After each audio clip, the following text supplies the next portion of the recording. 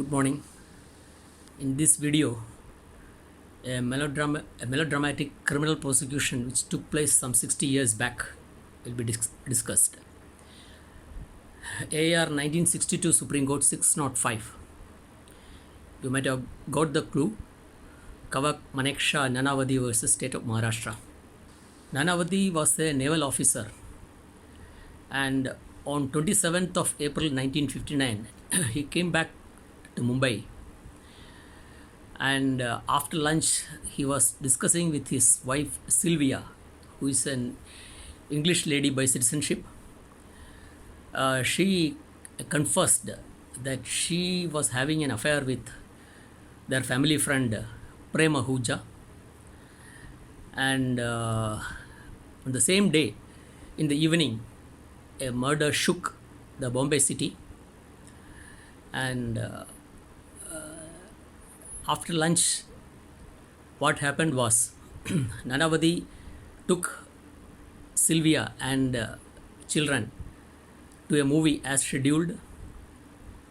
He dropped them at the Metro Cinema and quietly went to his naval dock, signed up his automatic revolver with 6 cartridges, and went straight to Pedder Road in search of Prem Ahuja. He being not there, he went straight to his residence, and the door was opened by the maid servant. He went straight to the upstairs and point blank questioned Prem Ahuja as to whether he will be able to marry Sylvia, his wife. The answer was perverse. He said, I'm not supposed to marry all the women I slept with.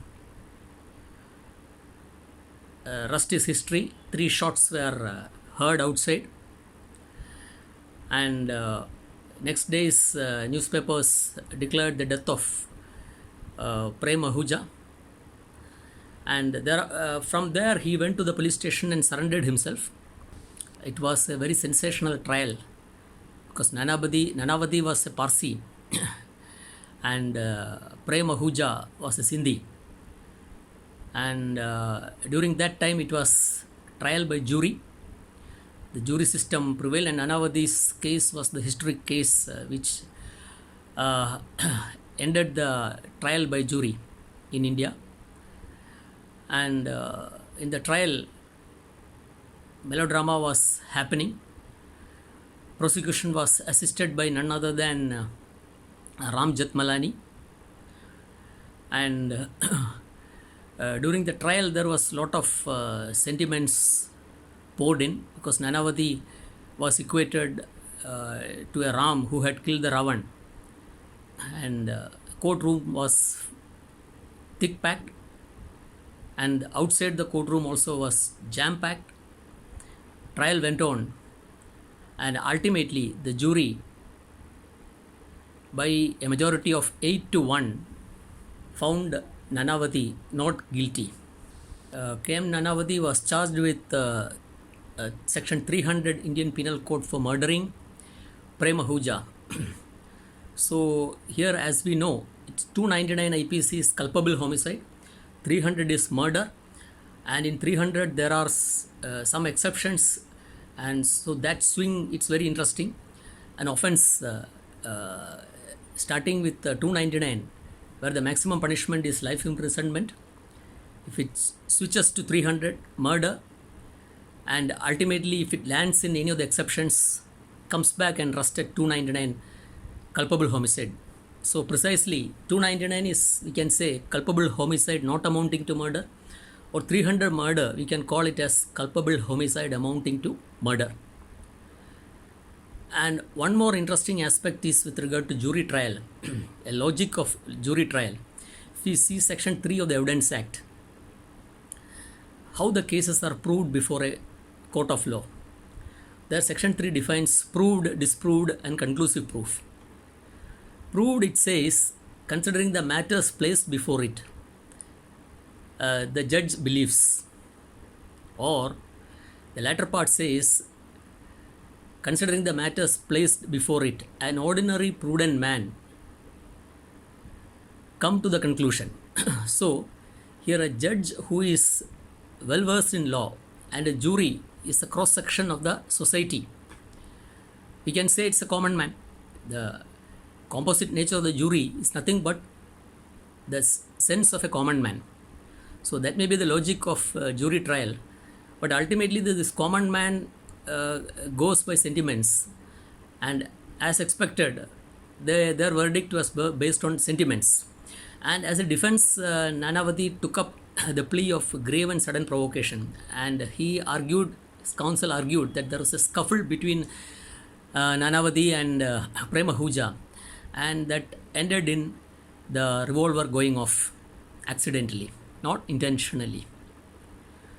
But at the trial, it was depicted that after the gunshot, as depicted by the photographs taken by the police photographer, the dead body was lying.